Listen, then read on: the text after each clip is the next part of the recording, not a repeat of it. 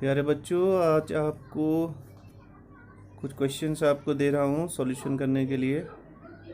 आप इन्हें घर में करिए।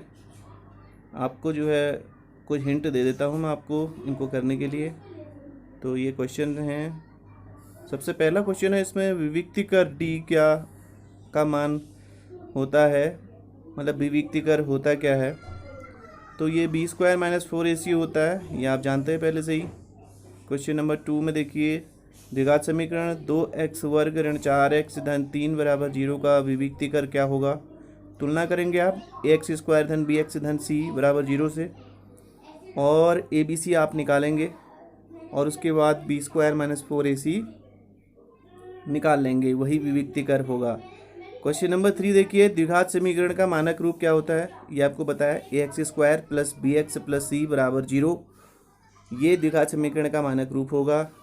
उसके बाद इसमें क्वेश्चन है, क्वेश्चन नंबर 4, x माइनस 1 पूरे का वर्ग प्लस 1 बराबर 2x। बताइए कि ये एक द्विघाती समीकरण होगा या नहीं होगा। तो सबसे पहले इसको हमको थोड़ा सरल करना पड़ेगा। तो x ऋण 1 का वर्ग, यानी कि यहाँ पर आप सूत्र लगाएंगे a ऋण b का होल स्क्वायर। तो a ऋण b का होल स्क्वायर यहाँ पर लगा लीजिए। a यहाँ पर x होगा, b यहाँ पर 1 होगा, तो a माइनस बी का होल स्क्वायर लगाइए और इसको सरल कीजिए और देखिए क्या ये द्विघात समीकरण है या नहीं है। तो ये आपको पता चल जाएगा। क्वेश्चन नंबर 5 में देखिए, 4x स्क्वायर प्लस kx बराबर 0। तो यहाँ पर आपको करना क्या है, x बराबर 2 एक मूल है। अगर मूल है तो समीकरण संतुष्ट होगी, बाएं पक्ष दाएं पक्ष के बराबर होगा, तो बाएं पक्ष भी 0 के बराबर होगा। अगर आप इसमें x बराबर 2 रखते हैं तो 2 रखेंगे कैसे, जैसे 4x वर्ग है तो 4 गुणा 2 का वर्ग धन k गुणा 2, तो इसको आप कर लेंगे और k का मान निकाल लेंगे। k का को बाएं पक्ष में उसका पक्षांतर करके आगे को आप इसको कर सकते हैं। तो क्वेश्चन नंबर 6 आपके पास है, दो क्रमागत धन पूर्णांक ज्ञात कीजिए जिनके वर्गों का योग 365 है। तो दो क्रमागत धन पूर्णांक होंगे क्या, आप जानते हैं धन पूर्णांक क्या होते हैं, 1 2 3 4 5 होते हैं। तो यही क्रमागत हैं, एक के बाद दो, दो के बाद तीन, एक का अंतर है उनमें, एक जोड़ेंगे तो अगला निकल जाएगा। तो इसलिए एक आप मान लीजिए x है कोई भी, और दूसरा जो हो जाएगा वो x धन 1 होगा। इनके वर्गों का योग x का वर्ग धन x धन 1 का वर्ग बराबर 365 लिखिए। आपको एक द्विघात समीकरण मिलेगी, उसको हल कीजिए। किसी भी विधि से हल कर सकते हैं आप, मिडिल टर्म बिट से करिए या उससे करिए, जो आपको मैंने बताया है पूर्ण वर्ग बनाकर, उससे करिए या द्विघात सूत्र से करिए, तो उससे आप कर सकते हैं। तो ये क्वेश्चन 3 प्रकार से भी, 3 विधियों से किसी से भी आप हल कर सकते हैं द्विघात समीकरण को।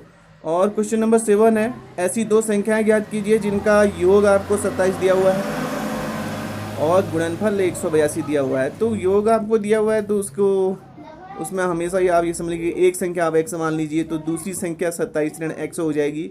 जब भी आपको योग दिया रहता है तो आप हमेशा ही इस बात को ऐसे ही करिए कि एक माना एक संख्या x है तो दूसरी संख्या 27 ऋण x हो जाएगी।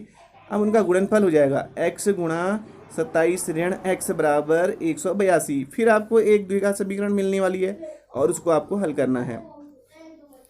ऐसे ही क्वेश्चन नंबर 8 है, उसे भी आपको हल करना है। उसमें बहुत बड़ी बात नहीं है, वह भी वही है। योगफल आपको दिया हुआ 35, तो एक x मान लीजिए, दूसरा 35 ऋण x हो जाएगी, उनका गुणनफल 300 हो जाएगा। तो ये क्वेश्चन भी आप कर सकते हैं। क्वेश्चन नंबर 9 में देखिए, एक संख्या आपको दिया, उसका व्युत्क्रम, आपको व्युत्क्रम का मतलब उल्टा x, अगर एक संख्या x है तो उसका व्युत्क्रम 1/x होगा। अब इनको जोड़ लीजिए, x धन 1/x बराबर 10/3। तो इसको कर लीजिए आप, एक द्विघात समीकरण मिलेगी आपको, उसको हल कर लीजिए। तो इस तरीके से अगला क्वेश्चन है, दो संख्याओं का योग आपको दिया हुआ है, बड़ी संख्या छोटी संख्या की 4 गुनी है, तो ये द्विघात समीकरण का क्वेश्चन नहीं होगा। तो आगे 9 क्वेश्चन तक आप इसको करेंगे तो मुझे करके दिखाएंगे और होमवर्क मैं आपका चेक करूँगा। उम्मीद है आप करेंगे। तो ठीक है, इस प्रकार से